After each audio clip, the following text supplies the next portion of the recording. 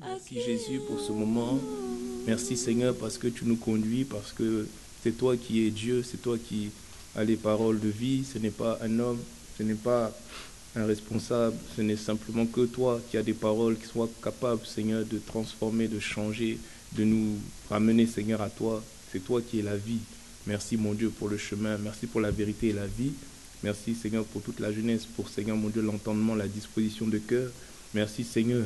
Nous te confions nos cœurs, afin que, quel que soit ce que l'ennemi avait projeté, semé, Seigneur, pour empêcher l'entendement, que cela, Seigneur, aujourd'hui même, Seigneur, et maintenant même, soit, Seigneur, anéanti par le nom de Jésus-Christ.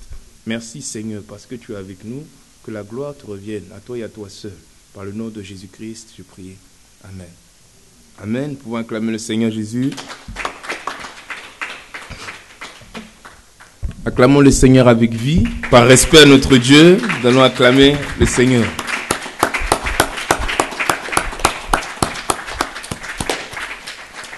Que Dieu nous bénisse. Nous sommes dans la joie, j'espère. Nous devons toujours être dans la joie. Nous savons que nous approchons de la Pâque et nous devons nous réjouir parce que c'est un grand moment qui nous attend. Et je rappelle à chacun de se mobiliser pour que ça puisse bien se passer. Nous-mêmes, nous devons nous mobiliser financièrement, vous le savez, mais aussi dans l'intercession, dans la prière. Et nous devons nous disposer parce que ce jour-là, nous devons recevoir quelque chose du Seigneur. Amen.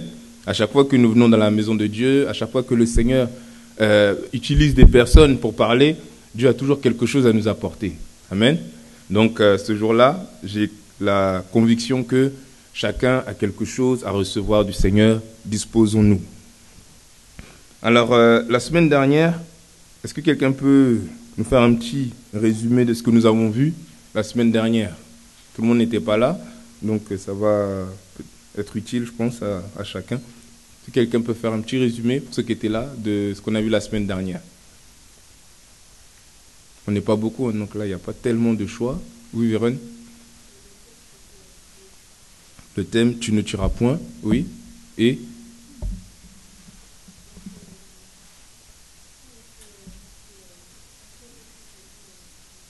oui. D'accord. Elle a dit, vous avez entendu un peu. Et on peut tuer quelqu'un physiquement, mais on peut aussi tuer des gens, détruire des gens par la parole. On peut détruire son moral, on peut agir comme ça peut détruire les gens. Ça peut détruire des personnes. D'accord. Est-ce qu'il y avait autre chose qui est resté? Qui est resté, les autres qui étaient présents, par rapport au message de la semaine dernière? Non? Attends, on va fermer la porte parce que là, on est un peu... Merci. Donc, je disais, est-ce qu'il y a une autre intervention par rapport au message? On est sur le message de la semaine dernière, sur ce qu'on a vu la semaine dernière. C'était simple, le thème était simple, tout était simple. Donc il n'y a que ça. Est-ce qu'on a bien compris? Est-ce qu'on a pu mettre en application? Parce que nous savons que si c'était l'épée, ou si c'était simplement le combat physique, on n'est pas tous les jours en train de se battre. Par contre, on a dit qu'il y a quelque chose que l'ennemi utilise souvent pour qu'on puisse être toujours en train de faire du mal à notre prochain. Et c'est quoi? C'est notre langue que le diable souvent veut utiliser pour que nous fassions du mal à notre prochain, pour que nous puissions tuer les autres simplement par la parole. Et par contre, la langue, on l'utilise tous les jours. Amen. Donc, dès qu'on a entendu le message, il faut que à la maison, partout où on va, où on a à parler, maintenant on fasse attention à la parole qui sort de notre bouche, que ce ne soit pas une parole qui détruise les autres, que ce ne soit pas une parole qui calomnie, que ce ne soit pas une parole qui mente, que ce ne soit pas une parole qui dise des choses qu'il ne faut pas dire, mais que ce soit une parole qui édifie les autres. Amen. Ça va? J'ai l'impression qu'on n'était pas tous ensemble la semaine dernière. Alléluia. Alléluia. Que Dieu nous bénisse. Aujourd'hui, on va avoir un thème simple aussi, le thème en tout cas est simple.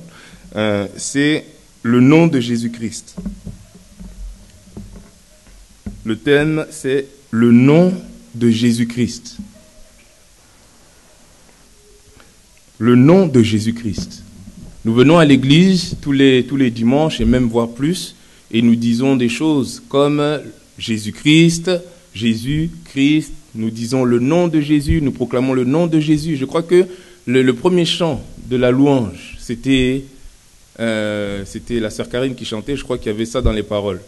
Le premier chant. Vous me rappelez les paroles? Le premier chant.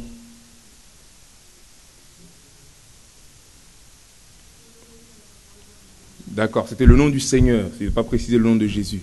Et on parle du nom du Seigneur, il y a d'autres chants où on parle du nom de Jésus, et on fait souvent référence à ça. Amen. Donc on va essayer un peu de comprendre qu'est-ce que ça implique dans notre vie, pourquoi ce nom est important, et qu'est-ce que ça peut nous apporter de connaître le nom de Jésus, et qu'est-ce que ça n'est pas aussi. Amen. Donc, est-ce que déjà il y a quelqu'un qui peut me dire quelque chose concernant le nom de Jésus-Christ? Est-ce qu'il y a n'importe quoi, une information, quelque chose que tu peux dire par rapport au nom de Jésus-Christ? Oui. Ça signifie sauveur. D'accord? Autre chose? Jésus-Christ, c'est le nom qu'on cite le plus ici. Hein. C'est le nom qu'on prononce tout le temps. Tout le temps. Donc on est obligé de savoir un petit quelque chose sur le nom de Jésus. Donc, oui.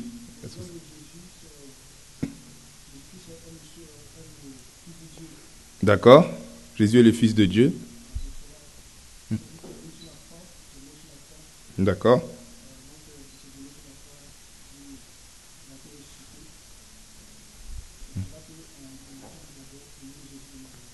D'accord. Donc Jésus nous a sauvés, je synthétise, Jésus nous a sauvés, il est mort sur la croix. Donc c'est pour ça que nous, comme on a reçu le salut par Jésus-Christ, lorsque l'on prie, on dit souvent, c'est par le nom de Jésus. Amen. Quand on prie, on dit au nom de Jésus, n'est-ce pas? À chaque fois, on dit au nom de Jésus, au nom de Jésus. Parce que c'est vrai, ce nom-là, il est central pour nous les chrétiens, nous les enfants de Dieu. Ce n'est pas un nom anodin. Ce n'est pas n'importe quel nom. Mais il faut que l'on comprenne aussi certaines choses pour que ce nom, le nom de Jésus-Christ dans notre vie, puisse servir à quelque chose. Amen. Il faut que ce nom serve à quelque chose. Il faut que ce nom puisse avoir une application dans notre vie personnelle. Alors, le nom de Jésus-Christ. Le responsable Emmanuel l'a dit, Jésus, ça veut dire sauveur. Hein, c'est le sauveur, c'est le salut, le sauveur. On a vu, je crois une fois ici, le salut, ce que c'était. On pouvait être sauvé de beaucoup de situations. D'abord, le salut pour nous, c'est d'être sauvé du péché, d'être sauvé de la mort, de l'enfer qui arrive, et d'être ramené dans le royaume de Dieu. C'est d'abord ça le salut, et c'est aussi les situations dans lesquelles on est plongé, même étant sur la terre, où Dieu, par sa grâce, nous permet de sortir. Ça peut être sortir d'une maladie, ça peut être sortir d'une situation difficile, sortir vraiment de quelque chose qui était un péril pour nous, qui était difficile, et il nous sort de là. On va parler du salut. On a été sauvé de telle situation. Amen. Jésus-Christ est le salut par excellence. C'est par Jésus-Christ que nous sommes sauvés, comme l'a dit le frère. Et le nom de Jésus, c'est le nom le plus important, c'est le nom le plus excellent, on le verra encore tout à l'heure. Et Jésus-Christ, que veut dire Christ? Christ, comme Christopher. Oint. Oint, ça veut dire quoi? Oint. Parce que c'est des mots compliqués là. Oint, on dit Christ, ça veut dire oint. Oint, ça veut dire que c'est que la personne a été choisie. Oint, ça veut dire choisi. Ça veut dire qu'on lui a donné, c'est un choix, on lui a donné comme un mandat, comme une autorité pour faire quelque chose. Amen. Un oint, c'est quelqu'un qui a reçu une autorité, qui a été choisi pour faire quelque chose. Il est oint. Amen. Il est oint pour faire quelque chose en particulier. On est oint parce qu'on a une mission en fait. On est oint parce qu'on a une mission. Donc Jésus-Christ est le sauveur. Sa mission c'est quoi? De Jésus. C'était quoi la mission de Jésus-Christ? Voilà, c'est de nous sauver. Donc, il est le choix de Dieu, il est l'autorité qui a été donnée, la force pour sauver chacun d'entre nous. C'est pourquoi on doit comprendre l'importance déjà de la personne de Jésus-Christ, pour comprendre l'importance de son nom dans notre vie. Amen. Surtout à l'approche de la Pâque, où nous parlons de la mort et de la résurrection de Jésus-Christ. Nous devons comprendre que Jésus-Christ est la personne par laquelle nous devons être sauvés. Il n'y a personne d'autre. Et c'est lui qui est notre salut. Et nous devons être conscients, tous les jeunes, que nous sommes tous, au départ, plongés dans la condamnation, qu'une personne n'est née avec le salut. Amen, ça on a bien compris ça, peut-être d'autres n'étaient pas là, mais personne n'est né avec le salut, personne n'est né sauvé, personne n'est né sûr d'aller au ciel, parce que il est fils d'eux, non. Le salut s'obtient par Jésus-Christ, et on dit souvent, on le répète, le salut est personnel. Amen, vous avez déjà entendu ça, le salut est personnel. Ça veut dire que quand demain on va juger chacun, il n'y aura ni papa, ni maman, ni ton frère, ni ta sœur. C'est toi qu'on va prendre, c'est moi, et je devrais répondre de mes actes à moi seul. Donc nous allons avancer un petit peu. Le nom de Jésus-Christ. Le nom de Jésus-Christ. Quelques vérités sur le nom de Jésus. D'abord, nous apprenons dans la Bible, dans Philippiens 2, verset 9, que Jésus-Christ, c'est le plus grand nom. Amen. On reviendra dessus tout à l'heure, mais je vais quand même, si je le trouve rapidement. Donc, j'ai dit Philippiens 2, le verset 9.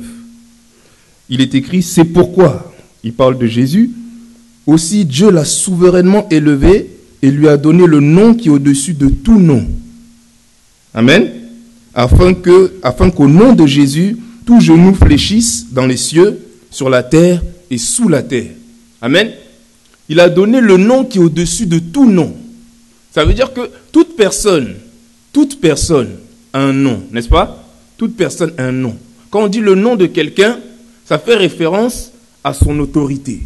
Quand on dit le nom d'une personne, ou bien le nom ou la fonction d'une personne, le nom que l'on donne, c'est une autorité. Elle a un niveau, elle a une influence, ou bien elle a une puissance.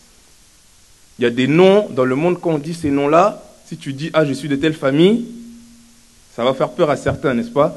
Parce que cette famille est puissante. Soit elle a de l'argent, soit elle a des armes, soit... Voilà, il y a des noms qui font peur, il y a des noms qui font trembler. Si on dit que tu es dans la famille du président ou dans la famille... Déjà, on sait qu'il faut faire attention. Il faut faire attention, mais toi, il faut faire un peu plus attention à toi. Parce que toi, tu es dans la famille du président. Si on dit ton nom, le nom là, il fait peur. Il fait marque d'autorité. Il influence. Mais il est écrit quoi? Que le nom de Jésus est le nom au-dessus de tous les noms. Amen. Au-dessus de toute autorité. Au-dessus de tous les noms qui peuvent se nommer. Tous les postes. Président, ministre, etc. Lui, son nom là. Jésus est au-dessus de tout ça. Amen. Les démons aussi ont des noms. Les mauvais esprits aussi ont des noms. Jésus est au-dessus, son nom est au-dessus de tous les noms. Amen. Nous voyons que son nom est un nom puissant. Amen. Ça va avec ce qu'on vient de dire. C'est un nom puissant. C'est un nom qui est capable de changer beaucoup de situations. C'est un nom qui a de l'autorité. C'est un nom qui fait peur aux ennemis de ce nom-là. Ce nom-là, vous regarderez dans Marc 16, le verset 17, on va le lire, oui. Marc 16, le verset 17.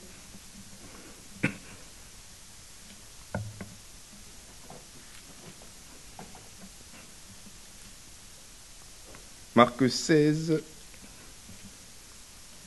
verset 17. Il est écrit quoi? C'est Jésus qui parlait avant de partir. Il disait, « Voici les signes qui accompagneront ceux qui auront cru.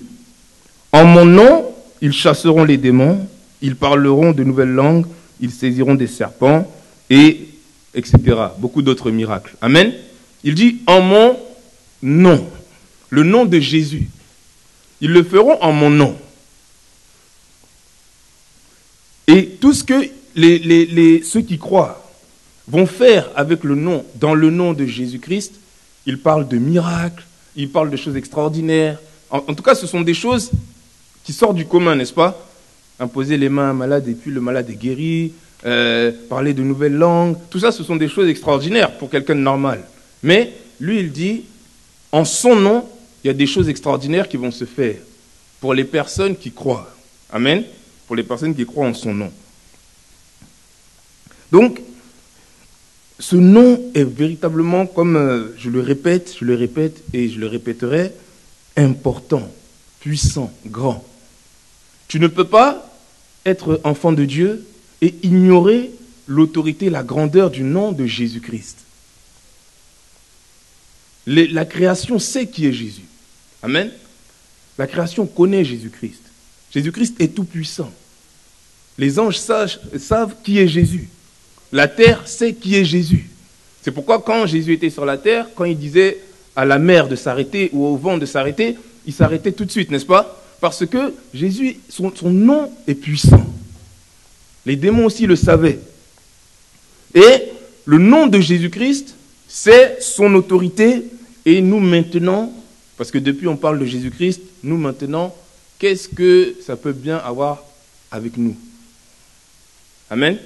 C'est ça la question, parce que c'est bien de savoir que le nom de Jésus-Christ est grand. Mais nous, notre nom reste petit.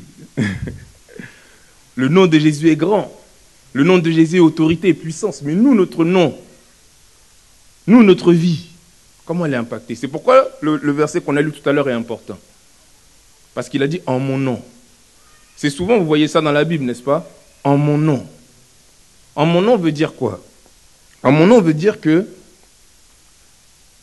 on va te donner comme je le disais tout à l'heure, comme un mandat, comme la possibilité d'aller faire quelque chose à la place de l'autorité qui devrait le faire. Amen. Ça veut dire que tu vas, je ne sais pas, tu vas souvent, y en a qui vont bientôt aller voter, n'est-ce pas? Il y en a qui vont aller voter. Ceux qui vont aller voter mais qui doivent voyager au moment du vote, qu'est-ce qu'ils peuvent faire? Ils peuvent faire vous connaissez quand même, une procuration. Une procuration. Donc, ils signent un papier qui dit quoi? Qui dit que, par exemple, Wild, je lui donne procuration, il peut aller voter à ma place, c'est-à-dire en mon nom. D'accord? Il peut le faire en mon nom. C'est comme si moi, je ne suis pas là, mais ce qu'il a fait là, c'est comme si moi, je l'avais fait. S'il a voté, j'ai voté. S'il a voté le candidat de gauche, c'est moi qui ai voté le candidat de gauche. S'il a voté à droite, c'est lui, je lui ai donné le pouvoir, l'autorité de le faire.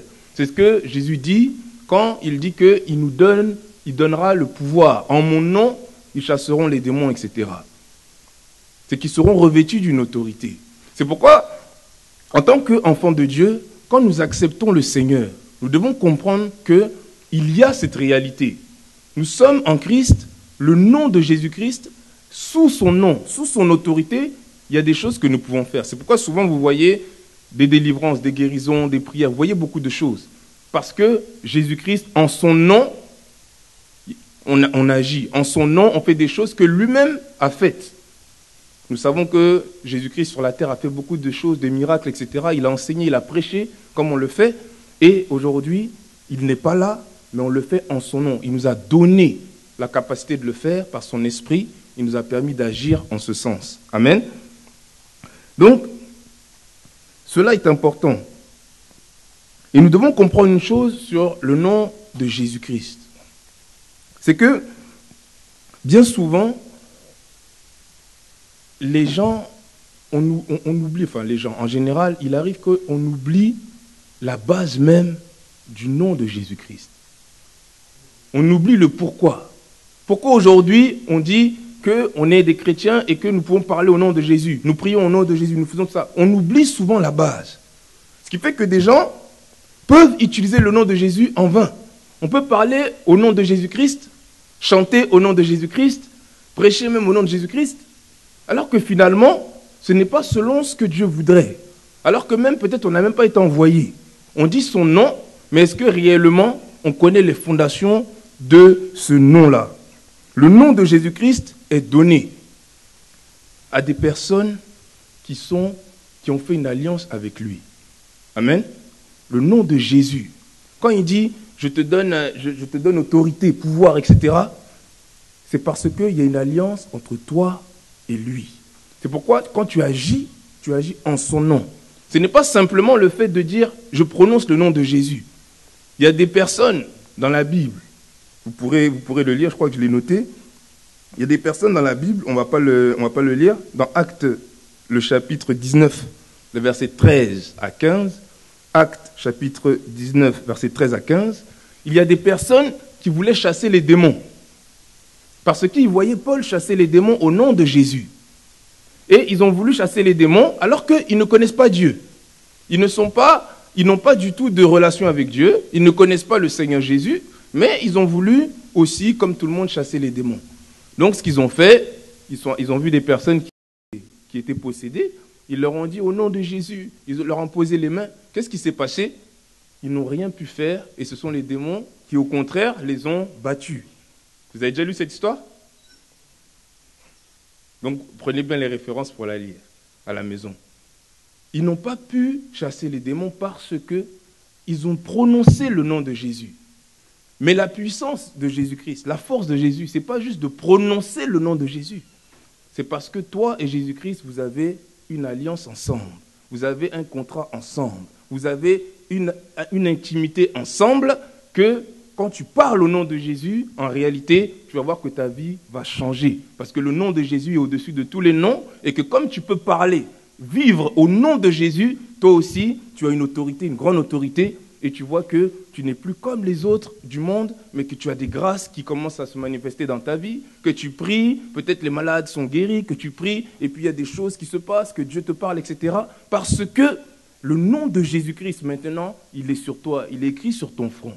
Mais il faut d'abord, n'est-ce pas, une relation, un engagement entre le chrétien, Jésus, et quand ensemble, ils sont ensemble, maintenant le chrétien agit au nom de Jésus.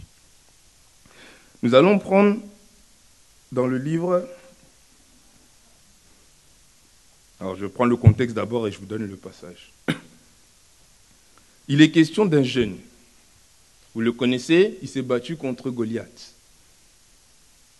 Tout le monde l'a trouvé? Il s'est battu contre Goliath. Son nom c'est David. Amen. David s'est battu contre Goliath. Et vous voyez, il s'est battu en réalité sans armes. Il n'avait pas d'armes. Il n'avait pas, il pouvait même pas porter d'armure comme les autres parce qu'il était trop petit. Il avait que des pierres et lui-même, c'était pas un soldat, c'était pas un combattant, etc. Et il est allé devant Goliath. Goliath, qui était un Philistin, un géant d'ailleurs, qui insultait l'armée de Dieu, qui insultait le peuple d'Israël continuellement, qui cherchait quelqu'un à défier. Et personne ne voulait le défier, tout le monde avait peur de lui. Et c'est David seul qui a accepté d'aller combattre. Amen. David seul qui allait combattre. Et tout le monde connaît cette histoire. Et on va lire ce qu'il a dit à Goliath dans le livre de 1 Samuel, donc dans l'Ancien Testament, 1 Samuel, le chapitre 17, le verset 45. Je reprends, 1 Samuel, le chapitre 17, le verset 45. Il est écrit, David dit aux Philistins, tu marches contre moi avec l'épée, la lance et le javelot, et moi je marche contre toi au nom de l'Éternel des armées, du Dieu des troupes d'Israël que tu as mise au défi. Je reprends, David dit aux Philistins, tu marches contre moi avec l'épée, la lance et le javelot, et moi je marche contre toi au nom de l'Éternel des armées, du Dieu des troupes d'Israël que tu as mise au défi, ou que tu as insulté dans d'autres versions. Amen. Voici la parole que David va dire sans armes. Sans armes. Tu viens contre moi avec la lance. Un soldat qui vient avec une arme, qui vient avec tout son équipement militaire pour combattre un enfant. Un enfant comme toi, un enfant comme moi. Cet enfant-là n'a pas d'armes. Cet enfant-là n'a pas fait le service militaire. Cet enfant n'est pas grand. Il n'est pas prestigieux. Mais qu'est-ce que cet enfant a? Il a une alliance avec Dieu. Amen. il connaît Dieu. Il a dit juste à Goliath, je viens avec quoi? Qu'est-ce qu'il lui a dit? Je viens au nom de l'Éternel. Je viens juste avec le nom de l'Éternel. Puisque j'ai une alliance avec Dieu, puisque je connais Dieu, puisque j'ai accepté Dieu, lorsque je vais combattre Goliath, comme maintenant le nom de l'Éternel, à l'époque Jésus n'était pas encore arrivé, donc c'est le nom de l'Éternel qui est prononcé, comme l'Éternel est avec moi, j'ai une alliance avec lui, même si je suis un enfant, même si je suis petit, même si je ne suis pas un soldat, cette alliance que j'ai avec Dieu, ce contrat que j'ai avec Dieu, maintenant je peux parler en son nom, au nom de l'Éternel. Et quand il est allé contre Goliath, il n'allait qu'avec l'alliance qu'il avait avec Dieu et le nom de l'Éternel. Il avait été choisi. Depuis son enfance, on l'avait choisi, on l'avait oint avec de l'huile, on l'avait choisi. Il savait qu'il était un enfant de Dieu. Il savait que l'Éternel était avec lui. Il aimait Dieu. Et il est allé, il a dit, au nom de l'Éternel. Je n'ai pas d'armes, je n'ai pas de javelot, je n'ai rien. Mais je n'ai que l'alliance avec mon Dieu. Je suis l'armée d'Israël. Tu as insulté notre armée. Nous appartenons à Dieu. Je viens en son nom. Ce que je vais faire, je le ferai en son nom. Si Dieu peut te détruire, c'est que je peux te détruire parce que je marche. C'est plus David qui marche. Mais c'est le nom de l'Éternel qui agit. Amen. Et ça change maintenant toute la composition de la guerre entre Israël et les Philistins. Et ce n'était pas leur arme, ce n'était pas tout ça. Non. Ce qui a fait la différence, c'est l'alliance qu'il y avait entre un enfant et son Dieu. Amen. Entre un enfant et son Dieu. Aujourd'hui, nous sommes tous des jeunes, tous des enfants. C'est vrai.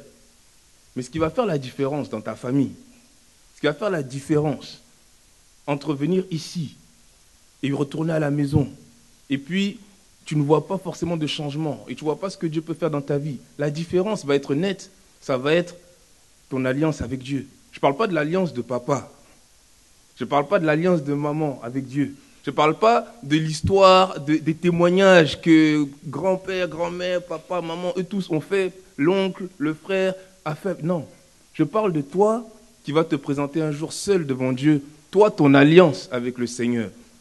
Cette alliance-là, c'est elle qui va faire la différence dans notre vie.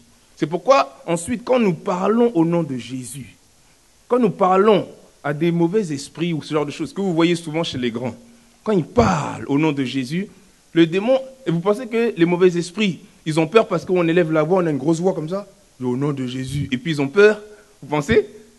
Vous pensez que les démons, ils ont peur de nos grosses voix, ou bien ils ont peur de, si tu t'es habillé en karaté et puis tu viens, ils ont peur de ça? Franchement, ils n'ont pas peur de ça, du tout. Mais ils ont peur de l'alliance. Ils ont peur de l'alliance. Ils ont peur de ça. Dans le ciel, sache que quand tu pries, tes prières sont entendues.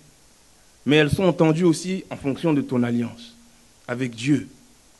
Ce ne sera pas tout le temps les autres qui vont prier pour que tu sois exaucé. Toi-même, il faut que tu puisses avoir une relation avec Dieu, un contrat. Quand je dis alliance, c'est-à-dire un contrat.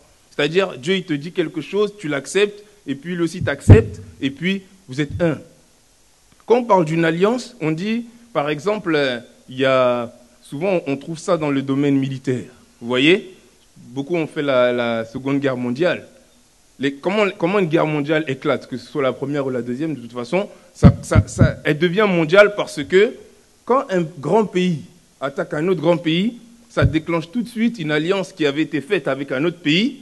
Donc, automatiquement, si, je ne sais pas, la France attaque la Russie, alors que la France est alliée à l'Angleterre, ça veut dire que tout de suite, l'Angleterre se retrouve en guerre par ricochet avec la Russie, n'est-ce pas? Vous voyez un peu l'histoire. Et c'est ce qui se passe. Lorsque on a une alliance véritable avec le Seigneur, lorsque l'on t'attaque, on attaque Dieu. Amen? On attaque Dieu. C'est pourquoi Dieu ne veut pas qu'on se venge. On l'a vu quand on a dit « tu ne tueras point ». Dieu ne veut pas qu'on se venge. Parce que c'est lui qui s'occupe de nous. C'est lui qui nous défend. Dans cette alliance avec Dieu, on s'engage à le servir. On s'engage à lui appartenir. C'est pourquoi, souvent, il y a des personnes qui récitent. On chante des chants, on récite, on apprend comme ça. Et depuis qu'on est petit, on a appris des chants. on a appris des choses, on a appris des passages par cœur, on a tout fait. Tout ça, c'est bien. Mais toi, personnellement, il te faut une alliance avec Dieu pour que tous ces versets-là dans ta vie servent à quelque chose. Amen. Pour que ça serve à quelque chose. À travers ta vie, c'est tes parents qui vont être bénis. À travers ta vie, ce sont tes grands frères, tes grandes sœurs qui vont être bénis. Parce que Dieu ne regarde pas à l'âge. Dieu regarde à l'alliance que tu veux bien faire avec lui ou pas. Amen. Il y a un passage, il est dans... que j'ai noté. Il est dans 2 Timothée 2, le verset 19. Pour illustrer un peu ce que je disais concernant l'alliance que nous devons faire avec Dieu. Cette alliance, cet engagement a, comment dire ça? Il y a des clauses. Amen. Dieu s'engage à faire quelque chose et toi, tu t'engages à faire quelque chose. Dans cette alliance, il est dit par exemple que quiconque prononce, vous entendez bien? Quiconque prononce le nom du Seigneur, dans 2 Timothée 2, verset 19, qu'il s'éloigne de l'iniquité, qu'il s'éloigne du péché. Ça, c'est dans ta clause, ton alliance avec Dieu.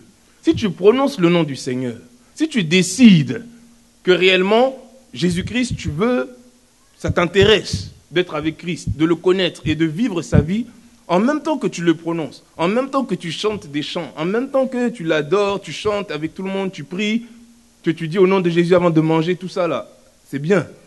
Mais en même temps, éloigne-toi du péché. Éloigne-toi des mauvaises choses que tu fais. Éloigne-toi de tout le mal que tu as pris l'habitude de faire, que Dieu te montre à travers les messages, à travers les prédications, que quand toi-même tu médites, il te montre que ça, c'est pas bien, ce petit mensonge, ces petites choses. Éloigne-toi de ça. En même temps que tu prononces le nom de Jésus. Et tu verras, en faisant cela, tu es en train réellement maintenant de conserver, de prendre soin de ton alliance avec Dieu. Amen. Je dirais que c'est peut-être la chose la plus importante à conserver et à garder. C'est ton alliance avec le Seigneur. David avait des frères et sœurs. En tout cas, il avait des frères. Je ne sais pas s'il avait des sœurs, mais en tout cas, il avait des frères. Et ses frères étaient dans l'armée. Amen. Ses frères étaient plus forts que lui. Ses frères étaient peut-être plus intelligents que lui. Mais ses frères n'ont pas pu attaquer Goliath. Il n'y avait pas d'alliance avec Dieu. Mais lui, simplement parce qu'il connaît Dieu, il sait que Goliath n'est rien. Devant les situations, tu verras qu'avec le Seigneur, tu vas pouvoir faire des choses extraordinaires. Avec Dieu, tu feras des exploits. Tu vas commencer à expérimenter des choses que tu n'avais pas connues, à prier pour les autres, tu vas soutenir les autres. Ta vie spirituelle va aller de l'avant parce que tu comprendras réellement, tu auras compris la force du nom de Jésus. Ce n'est pas seulement la puissance. On dit Jésus et puis les murailles tombent. Non, c'est le respect pour la sainteté aussi de Jésus. Il a dit, si tu prononces, éloigne-toi du péché. Quel que soit ton âge, éloigne-toi de ce qui est mauvais. Et cherche continuellement à développer cette intimité avec Dieu. Cherche continuellement à prier le Seigneur. Fais ta part et lui fait sa part. Et ensuite, maintenant, lorsqu'il y a une situation, tu invoques le nom du Seigneur. Tu parles au nom de Jésus-Christ. Et tu verras la différence dans ta vie. Amen. Tu verras la différence. Je le dis parce que ce n'est pas une question de jeunesse ou bien de vieux. On pense souvent qu'il n'y a que les vieux qui peuvent expérimenter des choses avec le Seigneur. Non, on a des témoignages de jeunes. On a des témoignages de jeunes. Il y a des choses qu'on a vécues avec Dieu même étant plus jeune que vous. Donc, véritablement, nous devons comprendre ce qu'est le nom de Jésus. Ce n'est pas une récitation. Ce n'est pas tu es malade, j'ai déjà entendu ça, hein, tu es malade et puis tu prends un psaume et puis tu récites et puis ça va te guérir. Non, c'est pas ça. C'est pas il y a certaines chansons qui guérissent et puis il y a des... Non, c'est pas ça. C'est pas tout ça. C'est pas seulement de dire Jésus, c'est pas tout ça. Ce sont des choses qui sont importantes. Mais derrière ça, il ne faut pas oublier l'alliance qui est derrière. Quand tu vas chanter Jésus, roi des rois, souvent quand on ne chante pas, on ne danse pas, on ne loue pas Dieu et tout, c'est parce qu'il n'y a pas d'alliance avec le Seigneur.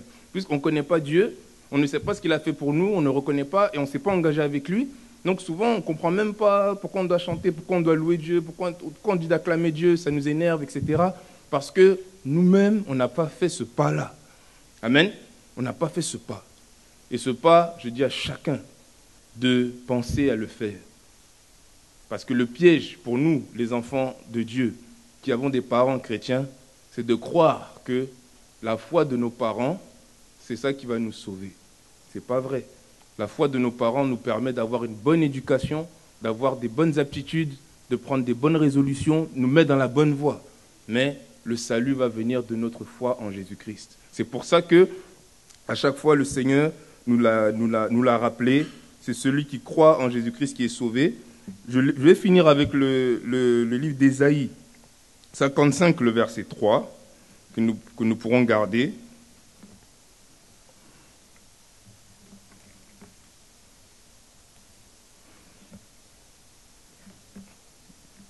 Ésaïe 55, le verset 3, il est écrit. Je reprends Ésaïe 55, au milieu de la Bible, le verset 3. Tout le monde a trouvé? Voilà. Tendez l'oreille et venez à moi. Écoutez et votre âme vivra. Je conclurai avec vous une alliance éternelle, celle de la faveur de David. Au moins il est écrit, celle de la bienveillance fidèle envers David. Je reprends, tendez l'oreille, c'est-à-dire écoutez. Écoutez ce qui est dit, écoutez la parole de Dieu. Et venez à moi. C'est l'Éternel qui parle. Écoutez, et votre âme vivra. C'est le salut, c'est la vie que nous voulons. Je conclurai avec vous une alliance éternelle, celle de la bienveillance fidèle envers David. Et déjà même, vous voyez ici que David donc avait cette alliance avec Dieu. Et je viens de le voir. Donc, véritablement, sachons que chacun d'entre nous, quel que soit tout ce que tu as fait de mal, quel que soit tout ce que tu as fait même de bien, sache que tu es appelé, soit à conclure une alliance avec Dieu, c'est-à-dire accepter véritablement le Seigneur Jésus et sa parole. Parce qu'il y en a qui acceptent juste le nom de Jésus, mais pas la parole qui fait que son nom agit dans notre vie. Et ceux qui sont déjà dans cette alliance, travailler à revoir cette alliance. Est-ce qu'elle est bien? Est-ce que tu respectes les différentes choses que tu dois respecter, les lois? Est-ce que tu es fidèle? Voilà, c'est le mot que je cherchais. Est-ce que tu es fidèle dans cette alliance? Et si tu ne l'es pas, il faut revoir ça pour que davantage le nom de Jésus, qui s'appuie sur l'alliance que tu as avec la personne de Jésus-Christ, lui-même, Jésus-Christ, son esprit qui est donné à tous ceux qui croient en lui, jeunes comme vieux. Je répandrai mon esprit sur toute chair, sur les jeunes comme sur les vieux. Il faut que tu aies une relation avec la personne de Jésus. Et là maintenant, le nom de Jésus, quand tu vas ouvrir la bouche et que tu vas prononcer le nom de Jésus, ceux qui vont t'entendre là, c'est Dieu lui-même qui va confirmer ce que tu dis. Amen. Ça peut aller? C'était pas trop compliqué? Ça va? C'est vrai? Bon, acclamons le Seigneur pour la parole de Dieu. Et nous allons nous tenir debout pour prier le Seigneur.